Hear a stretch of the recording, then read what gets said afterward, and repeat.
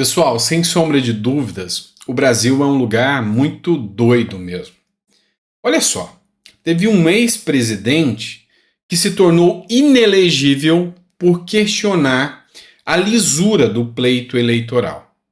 Ou seja, questionou os juízes e magistrados que conduzem o pleito eleitoral. Porque é o Tribunal Superior Eleitoral, é a Justiça Eleitoral que conduz o pleito eleitoral. Então, não se pode questionar a justiça no Brasil e ele se tornou inelegível. E aí tem um outro ex-presidente que se tornou advogado do Google.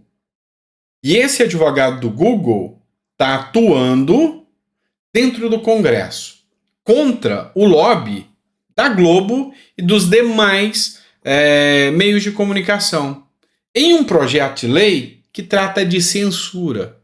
Deu para entender o tanto que o Brasil é complicado? O paizinho que é uma verdadeira república das bananas, mais complexa do que, sei lá, complexo demais.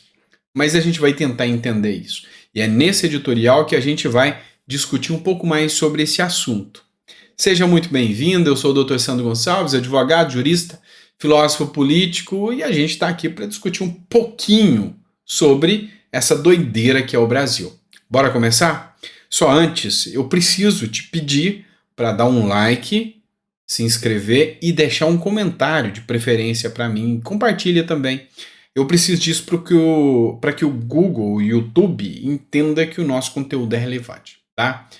Dá uma ajuda para a gente. E vamos começar com a matéria? Bora lá.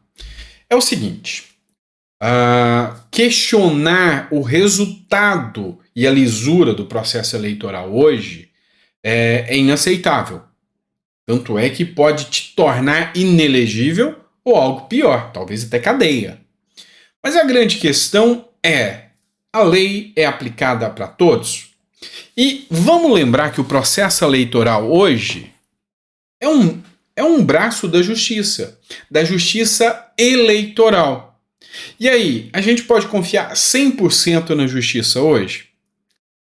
Complicado. Porque eu vou trazer para vocês uma matéria do Metrópolis. Exclusivo. Mensagens em celular de advogado morto apontam troca de favores na justiça goiana.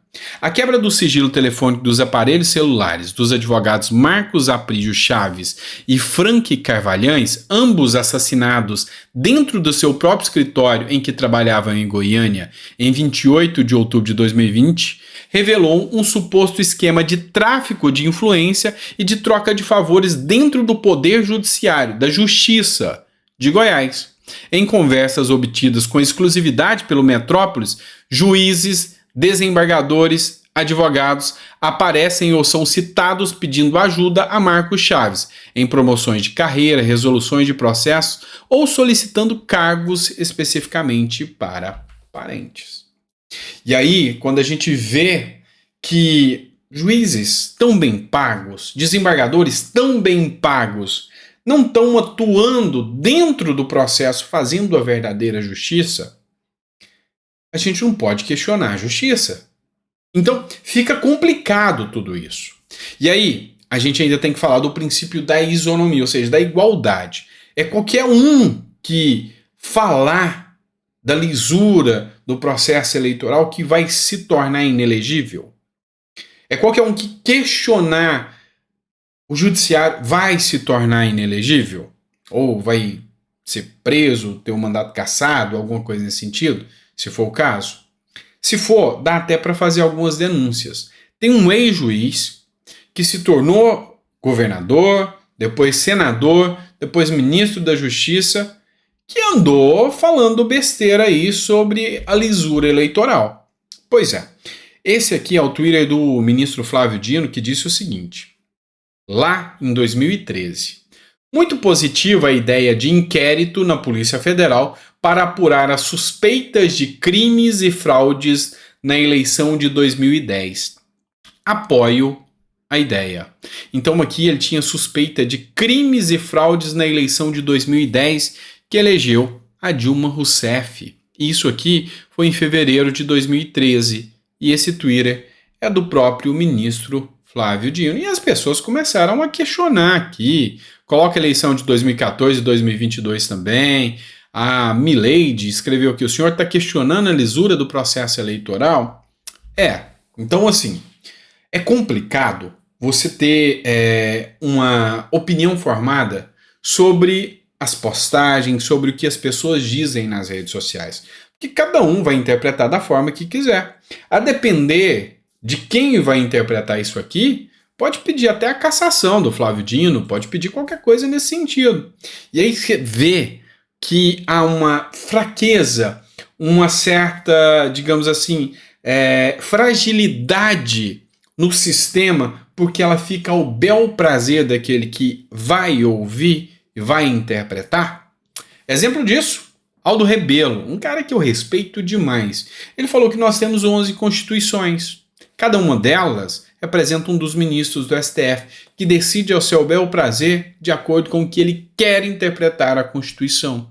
Não é fala minha, é do Aldo Rebelo. Vai lá no Instagram dele que você vai ver isso.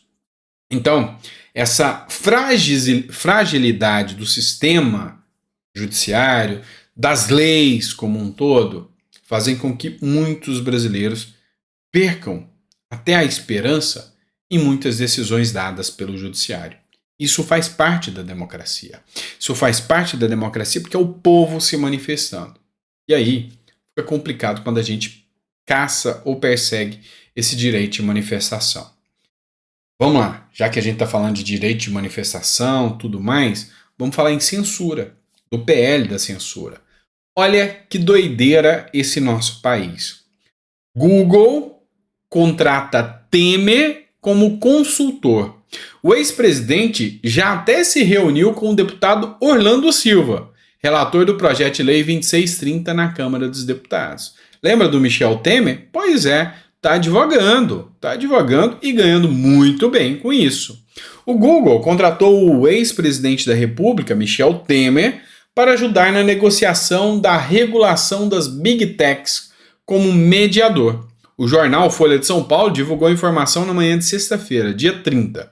Depois de deixar a presidência da República em 2018, Michel Temer tem se dividido entre o papel de articulador político eventual e a advocacia, segundo uma reportagem do jornal O Globo. Mas é isso aí, fazendo lobby dentro do Congresso em virtude desse projeto que vai trazer a censura, sim, porque vai abrir espaço para que alguém regulamente o que você pode dizer ou não nas redes sociais.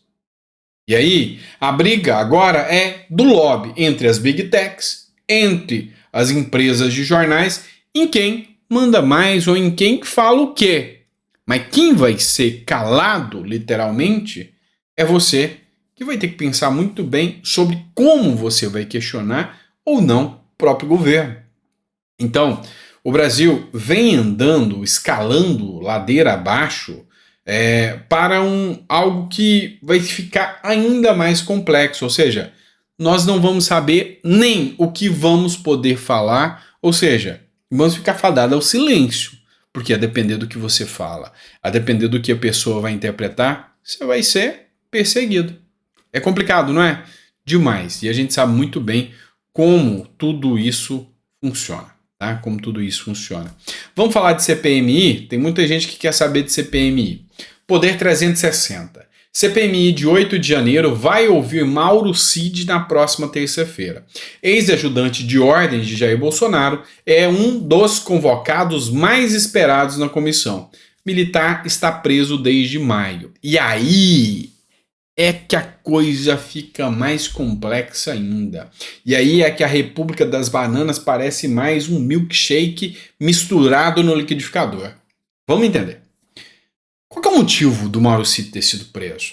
O cartão de vacina do Bolsonaro.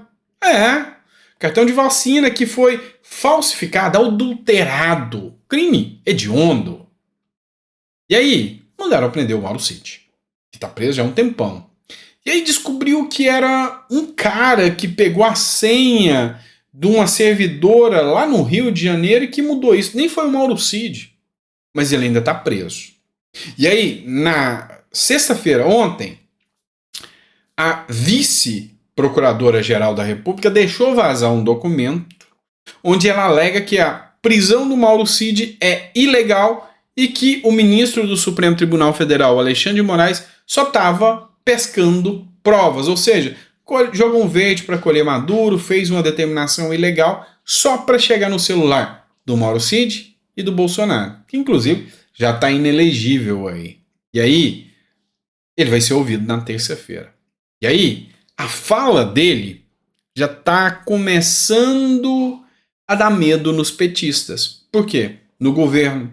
Porque cada fala na CPMI é uma bomba contrária ao governo. Porque o governo achou que ia blindar os dele e deixar quem é do Bolsonaro falar. E que eles iam entregar tudo, falar besteira. Mas não é assim que está acontecendo. Cada vez mais que você assiste a CPMI, você vê que Bolsonaro não tem nada a ver com essa história toda. Estava lá para os Estados Unidos, vazou do Brasil e deixou a coisa toda acontecer aqui e ele não tem nada a ver com isso. O Silvinei Vasquez, o Naime deram show na CPMI. Pegaram aqueles que não tinham voz e deram voz para eles. E aí, a esquerda acabou vendo que o tiro saiu pela culatra.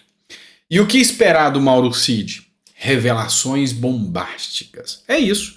Vamos ver o que vai acontecer, porque a gente acredita que vai ter revelações bombásticas em relação ao que o Mauro Cid tem para dizer. E essa história de cartão aí, ninguém acredita mais nisso. Tá preso?